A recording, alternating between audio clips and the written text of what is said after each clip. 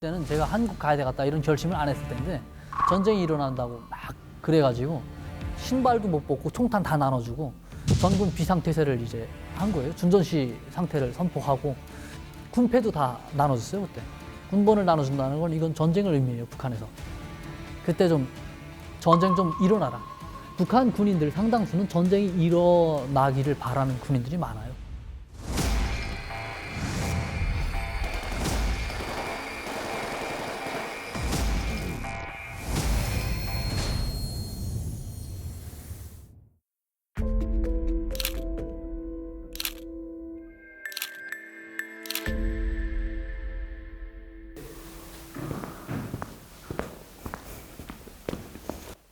네, 안녕하세요. 저는 2019년에 대한민국에 귀순했고 북한에서는 공군에서 만 7년간 복무를 하다가 중간에 대한민국으로 귀순을 했습니다. 이름은 류성현입니다. 북한 공군에 제가 군대를 갔고요. 그리고 보직은 운전병을 했습니다. 여기서는 뭐 운전면허 따가지고 군대에 가는데 북한은 대체로 군대에 가서 1년 동안 운전 교육을 시킵니다. 1년 동안 시키는 이유는 운전도 해야지만 자동차 고장 나면 자기가 다 알아서 고쳐서 갈 수 있게끔. 보통 뭐 자동차들도 여러 가지 뭐 간부 승용차라던가 또 전투차라던가 이런 차들이 다 분류가 되어 있기 때문에 집에 재력이 좀 따라서지 않으면 그냥 전투차, 전쟁 때만 딱 동원되는 차거든요. 그거는 매달아 놓은 차라고 이렇게 이야기해요. 띄워놨다. 바퀴가 땅에 대어 있지 않고 딱 띄워놨어요. 그거는 전쟁 때 바퀴 딱 내리고 나간다 이런 차거든요. 그리고 어지간히 집이 좀 경제적으로 괜찮거나 그런 사람들은 승용차 운전수로 발탁이 되죠. 북한에서는 운전병이 상당히 뭔가 차를 가지고 있다는 거는 돈이 될 수도 있고 그리고 사람들이 한번 썼으면 하는 그런 사람들은 운전병한테 잘 해주죠. 간식도 감췄다가 주고 이런 걸 잘 해주죠. 이게 간부 차들이 택시처럼 이용될 때가 많죠. 사회에서 전화가 와요. 이렇게 아는 사람들이 전화해가지고 야, 오늘 어떤 일이 있는데 차 좀 도와달라. 그러면 가서 그 사람 태우고 어디까지 이렇게 가고 그리고 결혼식에도 가거든요. 결혼식에 가서 그 군대차가 결혼식에 동원돼서 뭐 돈도 때로는 받고 그리고 거기서 뭐 기름도 좀 받고 이런 식으로 비즈니스맨이죠. 비즈니스맨.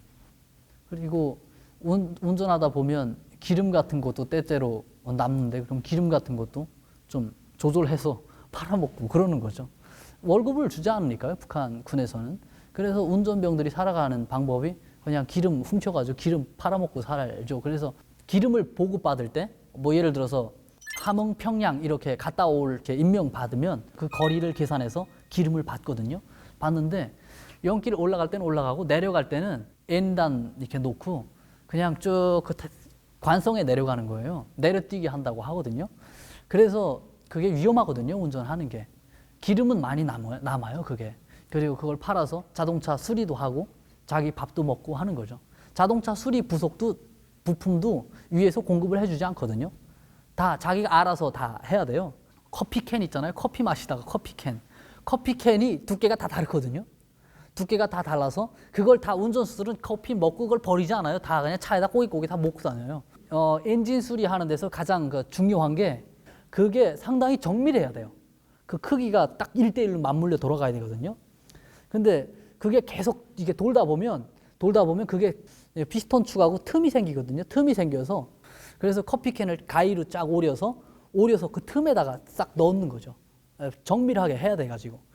그냥 새 거 있으면 새 제품 있으면 딱 갖다 맞추면 되는데 그게 없으니까 다 갈아서 그냥 수작업으로 다 하는 거죠. 개인 돈으로 살 때도 많고요. 그리고 이제 이 차를 운영하는 사람이 있잖아요.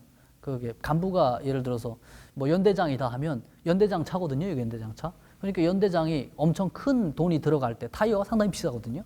그럴 때는 연대장한테 이야기하죠. 이렇게 타이어 바꿀 때가 됐는데 좀 도와달라고 하면 연대장이 어디 대대에다가 야 너네 언제까지 타이어 한 짝 가져와. 그러면 걔네가 타이어 한 짝 가져오면 그거 맞추고 이렇게 쓰고 이러죠. 그게 규격이 북한에서 이제 운영하고 있는 자동차, 군대에서 운영하고 있는 차들이 이 바퀴 규격을 다 개량을 했어요. 오리지널 그 바퀴를 쓰는 차가 없어요. 다 중국에서 쉴드 가져오고 타이어도 거기에 맞게끔. 그래서 어떻게 하다 보니까 규격이 다 같아졌어요. 군대 차는. 그래서 그런 타이어의 수요가 북한에서 많죠. 네, 그래서 그런 타이어를 가져다가 쓰죠. 저는 군대에서 해가지고 군대에서 그냥 저는 면허증이 가서 시험을 안 봤는데 왔어요. 저는 좀 나름 뭐 인맥이 있었어요 그때 면허증 딸 때. 그래서 운전면허 보러 가지도 않았는데 면허증 가져왔더라고요. 근데 제가 뭐 북한은 사회가 그래요 원래. 원래 그냥 그게 이상한 게 아니에요. 원래 그래요. 저는 운전면허는 안 봤지만 그 뭔가 인맥이 있어서 거기서 차를 그냥 혼자 많이 운전하고 연습을 많이 했죠. 그래서 그 사람들이 주변 사람들이 뭐 장교들이 보기에 저 새끼 시험 보나 안 보나 그냥 줘도 되겠다 해서 줬겠죠. 네. 네. 네. 신호 교차로는 어떻게 하고. 근데 우리나라에 없는 게 있어요. 북한에서는 특별 신호 뭐 이런 것도 있고 그리고 1호 행사라고 하는 게 있거든요. 1호 행사하면 그 최고 지도자 뭐 김정은이 어디 갈 때 김정은 차를 만나면 운전병들은 어떻게 해야 된다. 이게 있는 거예요. 그게 운전 규정에 있어요. 북한에서는 아직 그 신호수가 있거든요. 그거는 시내 도시에 가야 있어요. 큰 도시에 사거리 그 교통량이 많은데 그게 있는데 그 신호수가 뭐 이렇게 깃발을 머리 위로 들고 그리고 앞에 뭐 손을 어떻게 지시봉을 이렇게 하면 이게 특별 지시 신호다. 이게 있거든요. 제가 이제 기억이 잘 안 나는데 그게 그 사람이 이 동작을 취하면 무조건 차를 다 길 옆에 가장자리에다 주차를 하고 브레이크, 사이드 브레이크 다 당기고 그리고 이게 유리 다 올리고 그리고 머리를 이렇게 숙이고 있어야 된다. 이게 규정이 있어요. 그게 상당히 규정이 좀 꽤 많아요. 분량이 되는데 제가 생각나는 부분은 그 부분이에요. 좀 다른 부분이 그게 있죠. 과속이 있죠. 과속이 있는데 그게 규정이 그냥 유명무실한 거죠. 과속을 낼래야 낼 수가 없죠. 북한의 도로 상황에서는. 도시 내에서는 포장도로가 되어 있거든요. 포장도로가 되어 있다 보니까 거기서는 과속도 해요. 하는데 그럴 때는 뭔가 교통안전원들이 따라와가지고 벌금 같은 거 그러니까 내라고 이렇게 하거든요. 그리고 다른 이제 뭐 고속도로라던가 이런 데서도 그 시속 규정이 있어요. 규정이 있는데 그 시속을 넘기기가 힘들어요. 도로 상황이 안 좋아가지고. 네, 있죠. 북한이 지금 딱 그러고 있죠. 제가 그래서 넘어와가지고 신기했던 게 군 차량 타고 서울로 이제 들어오는데 운전병이 어디 가야 됩니까? 그러니까 뭐 운전병한테 어디 가라. 그러니까 딱딱 입력을 하니까 이 사람이 한 번도 물어보지 않았는데 가는 거예요. 가는데 옆에서 계속 말로 목소리가 들리더라고요. 좌회전하세요. 우회전하세요. 뭐 이렇게 알려줘서 상당히 신기했거든요. 근데 북한에서는 운전병이 지도를 가지고 다니고 그리고 길이 상당히 그 루트가 단순해요. 길이 많지는 않아요. 그래서 쭉 가다가 내비를 안 봐도 사거리가 나오거나 삼거리가 나오면 방향이 이렇게 지어져요. 여기 원산, 뭐 우회전 이렇게 있거든요. 그럼 우회전 따라 가면 되는 거예요. 그 다른 길이 옵션이 없어요. 가다가 그 길밖에 없는 거예요. 그래서 길을 외우기도 쉽거든요. 네, 우리 한국의 지금 교통 상황을 내비 없이 외우고 다닌다는 거는 이건 불가능하잖아요. 근데 북한은 그냥 단순하기 때문에 이런 길이 막 이렇게 고가도로 올라가고 이런 게 전혀 없거든요. 다 그냥 2차원에서 벌어지는 도로거든요. 다 2차원에서 벌어지기 때문에 그래서 외우기가 뭐 어렵진 않죠. 쉽죠. 다 해본 것 같아요. 제가 말이 공군이지 보초 경계 근무도 서봤고요. 그리고 건설도 해봤고요. 굴도 뚫러봤고요. 그리고 농사도 지어봤고 나무도 해봤고 제가 못 해본 거는 배 타고 물고기를 못 잡아봤고요. 그리고 컴퓨터로 이거 서류 같은 거 이런 걸 못 해봤고 난 다 해봤다 이렇게 생각을 하고 있었어요. 네, 근데 북한은 직업이 그렇게 많지도 않거니와 그러다 보니까 제가 다 했다고 느꼈던 거죠. 그게 좀 뭔가 상당히 좀 모호해요. 이게 예를 들어서 김정은이 갑자기 와가지고 야 여기다가 아파트 80층짜리 한 6개월 만에 지어. 그러면 그냥 전군 뭐 한 몇만 명이 동원돼요. 거기 몇만 명이 동원돼가지고 24시간 그냥 불이 꺼지지 않아요. 거기는 그냥 밀어붙이거든요. 근데 어떤 데 김정은이 와서 지시 내리지 않은 아파트 현장도 있잖아요. 걔네는 예를 들어서 한 10층짜리를 한 1년 동안에 지어야 되겠다 이렇게 계획을 했는데 이게 10층짜리가 10년도 걸려요. 얘네 인력을 쏙 다 뽑아가지고 80층짜리 짓는 데 가가지고 일하느라고 이게 못 짓는 거예요, 이게. 장비가 우리는 이 레미콘이 다 콘크리트 이렇게 해가지고 믹서를 그냥 거기 가서 이렇게 보급을 하잖아요. 그런데 예를 들어서 10층짜리 아파트를 건설한다. 그런 데는 없어요. 다 사람들이 알아서 몰탈 이거 삽으로 다 이거 하거든요. 그리고 모래나 이런 거는 주변에 강에 가서 막 파와요. 마음 나는 데 가서 퍼오면 돼요. 거기에 모래에 흙이 섞여 있을 수도 있고 이런데 그런 거로 막 건설하다 보니까 상태가 안 좋아지고 붕괴도 되고 이런 상황들이 벌어지는 거죠. 남포 평양 고속도로 그게 완전히 무슨 영웅 청년도로라고 이렇게 이름을 붙였거든요. 산을 깎아가지고 고속도로를 이제 뚫어야 되는데 그걸 다 마대로 지었어요. 마대, 쌀마대 있잖아요. 우리나라 쌀마대. 좀 질이 좋은 마대다. 자갈, 뭐 산에서 나온 그런 돌 막 담아다가 이렇게 마대에다가 져가지고 어떤 데는 뭐 한 몇 킬로 이제 등짐에다 지고 가서 버리는 거예요. 근데 그게 기간이 있다 보니까 건설 기간. 야, 여기다가 한 6개월 만에 그 도로 만들어 하니까 몇만 명이 투입되는 거죠, 거기. 청년들이, 전국의 청년들이 다 모여와가지고 그냥 등짐으로 마대 지어다가 흙 갖다 버리고 한쪽엔 콘크리트 치고 이렇게 건설을 하는 거죠. 톨게이트비를 과거에는 안 냈어요. 안 냈는데 시작이 언제부터인지 저도 잘 확실하진 않은데 2010년 이후부터 북한에도 그걸 적용을 했어요. 그래서 쭉 가다가 뭐 고속도로에 우리처럼 이렇게 있는 게 아니고 차를 세워야 돼요. 가다가 한쪽에 세우고 운전수가 가서 거기 가서 나 여기서부터 저기까지 평양까지 가는데 지급하겠다. 얼마인지는 제가 딱히 모르겠어요. 근데 그게 상당히 비싸요.